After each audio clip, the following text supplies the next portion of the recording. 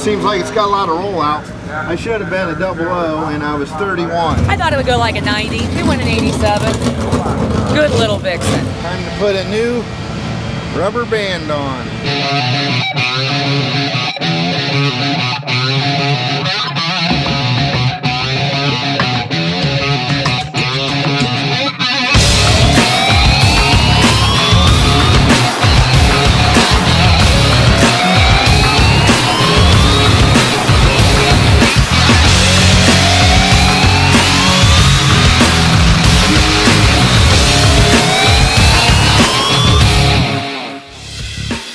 Married with Dragsters on Competition Plus TV. Brought to you by Ohio Crankshaft. Quality and innovation for over 40 years. Moser Engineering, the leader in high-performance rear-end components. Frank Hawley's Drag Racing School. Classes all across the U.S. And by Jiffy-tite, the leader in quick connect fluid fittings.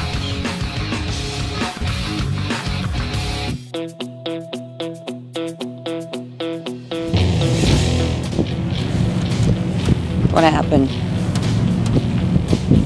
Well, there's some of those bumps on these wonderful Michigan roads. Up here, coming up here, and all the fuel jugs come off of the on top of the wheel well where they sit, and they were strapped in. Evidently, the strap wasn't done properly and rode down the road, going up and down, taking the paint off my car. Fortunately, it didn't dent it real bad, but as you can see, I got it there. I wiped some of it off, scratched it there, scratched the dog shit out of it right there. And I about got this thing off down here where it was laying on there. But you know, we try to take care of our stuff, and stuff like this happens. I know it wasn't meant to happen, but part of racing, I guess, the shitty part. Rain again.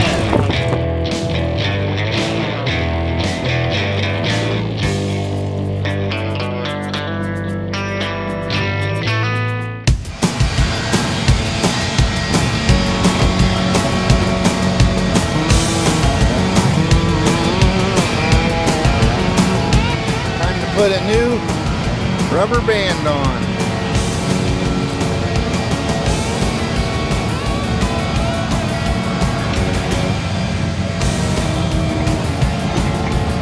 Don't put yours on so far. The reason why we changed belt is I was watching a top fuel car run yesterday, and it blew the belt off after the finish line, which usually means that the belt's stretched because it was a good clean run. I mean, he went 313 mile an hour, whatever it was. So it made me remember, hey, I got a new belt. Let's go ahead and put it on. That way we don't have that same issue, and that way we're ready to rock and roll and go some rounds here in Canada.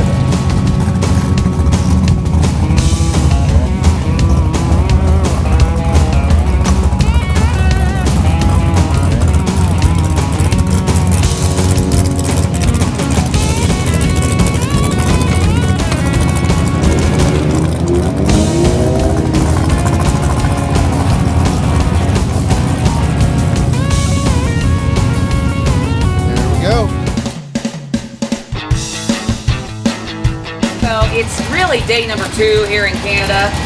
Last night, IHRA had a time run for everyone, but it was so hot yesterday. I mean, the temperatures were in the mid-90s, humidity was really high, the air was 4,200 feet. Today, it's 2,400 feet or something like that. It's going to be even better tomorrow. We didn't make a run last night. Didn't think it was going to do us any good. The only thing it would have done is maybe if we would have problems with the car or whatever, okay, fine, we could have found that out. But we can only haul so much fuel in this trailer, and we came loaded. We have 5 races this weekend, 2 for Kevin and 3 for me. Gotta save the fuel to go round. We'll have a pass coming up here today for both of us for our regular Pro-Am stuff, and then we'll have a couple of them for them around the box class. Feels a lot better today, even though it's still sticky, than what it did yesterday.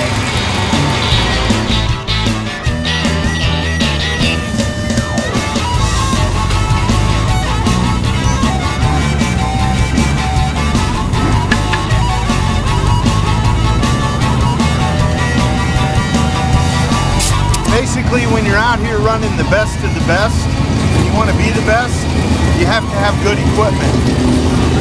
Like this Penske shock. It's actually air over hydraulic, and every time we race, we go ahead and set it. And we're looking for the magic number of 50 pounds. So, as you can see, it's 60. We take it down until we're at 50 pounds. Right there, dead on. It's ready to rock and roll. It's so important to have the settings on this car consistent every pass, because we're out there winning or losing by 10,000ths of seconds. And if you can't depend on your car and have everything properly, then the driver's not going to be able to do his or her job. So it's very important that we do this. And it's just part of everyday race setup.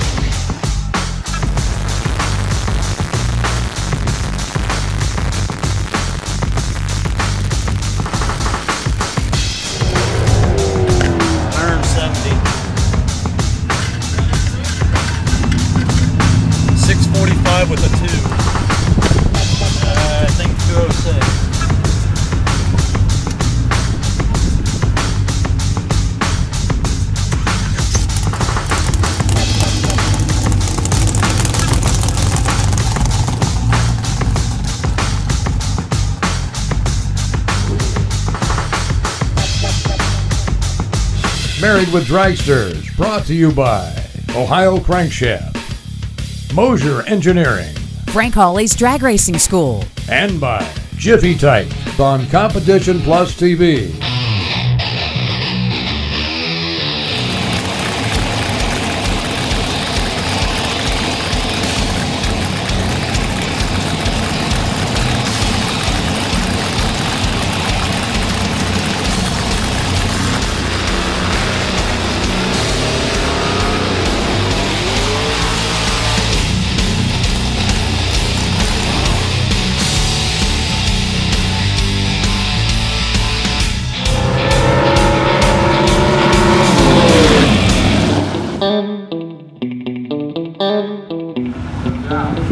So how was that run?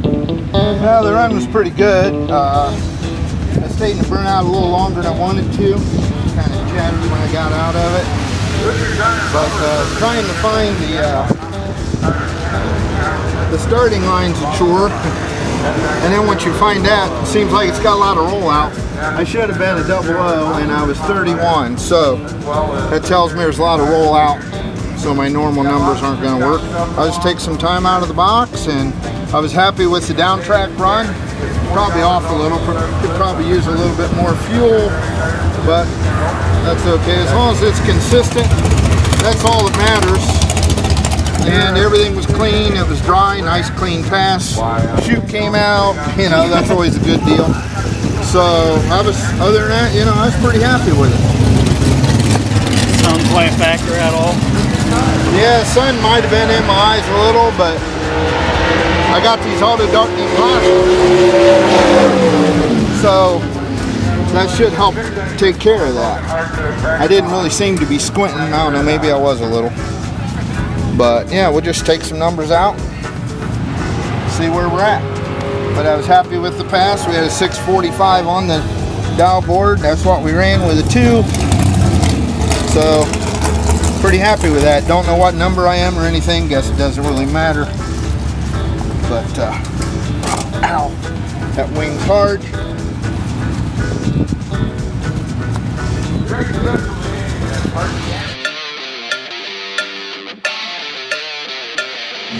Another new experience in drag racing. Running quick rod, which is the 890 stuff. Go right back up, change the box over, and flip it to full tree. Took a couple of numbers out based on, for the reaction time, based on the way the sun is. I mean, you try to look at that tree today and it's like you just can't see it. You're really staring right at the sun, but because I had kind of an icky light the first pass, and I don't think I got down on the RPM because I couldn't see. I'm talking about 2 passes here at once because that's the way the morning's been. I could not see the fact in the first pass the guy was stayed. And I looked, okay, go ahead and hammer down. So I had a 31 light. But I've never run this car flat out, quarter mile, and believe it or not, even though I've been into 5 seconds, I've never made a 7-second pass.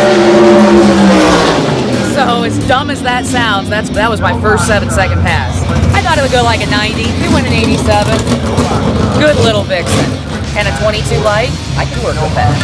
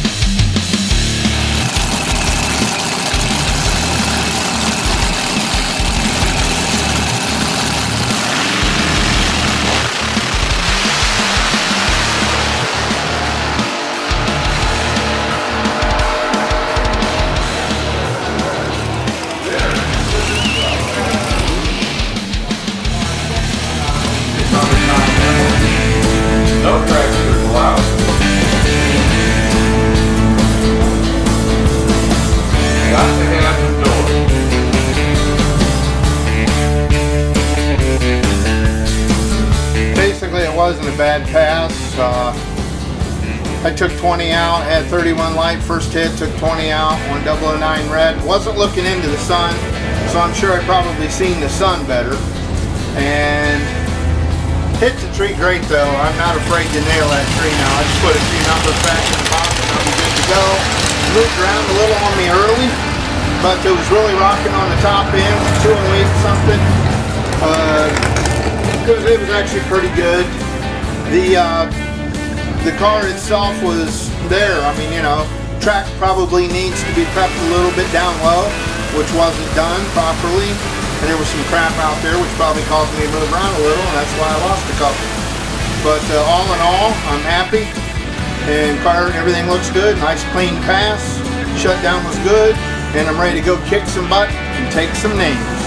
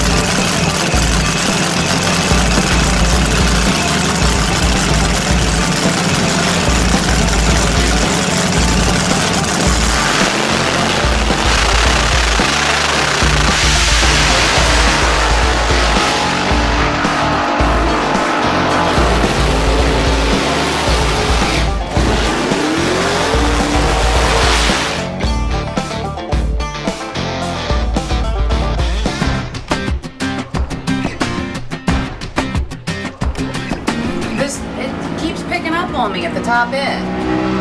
After my second pass, I went ahead and for eliminations, you know, I had just run an 88.9. I went ahead and put plenty in to set up on a 90. Give or take, you know, you might be a few foul off. Look at this down track. There was the 1,000 foot to quarter mile first pass this morning. Okay, stock eliminator coming I pick up almost another 100. Round number 2. But look at this. I mean, we're dead on right here, 8 to 1,000 foot. Quick ride, lanes 3 and 4. Quick ride, lanes 3. And my 60 foot was the same as it was before, and you know that my throttle stop affects my 60 foot time. So, not that I was going to be able to win that one anyway. I mean, Barry goes out, has a triple Z. Yeah, he had a good red light. He sure didn't take you lightly, did he? To go out and have a perfect light first round in this class, which you know, nobody ever sets up on. Unless you're crazy. I mean, you're trying to get a good light because you have the opportunity if there's a bye the next round. Which is why you want for a 20. Lance gets, I didn't go for a 20. We usually set up on a 20, that way for a little quicker. Yeah, no, I didn't set up on a... Papers everywhere! did not set up on a 20. He's trying to be nice. I set up what to be like a low teen, so I'm not sure what happened there. But anyway.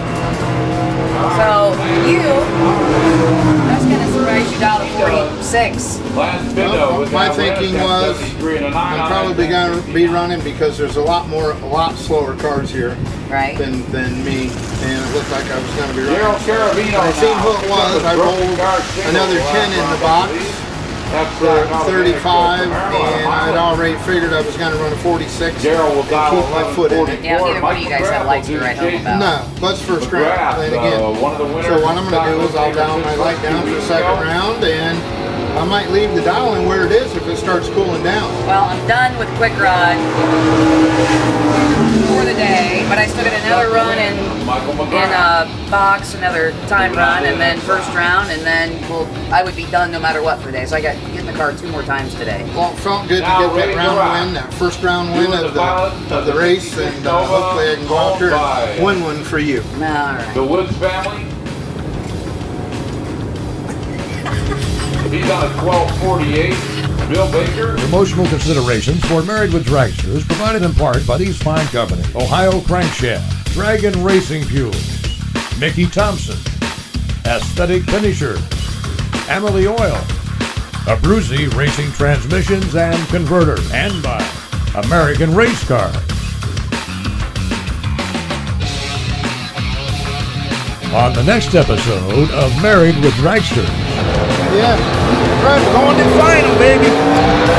Kicking ass, taking names. I mean, I had him. Yeah. And the next thing I know, the car's doing this, and I got a lift, and it went like this back and forth. I told him, I said, there's something out there in the right lane right before the strike.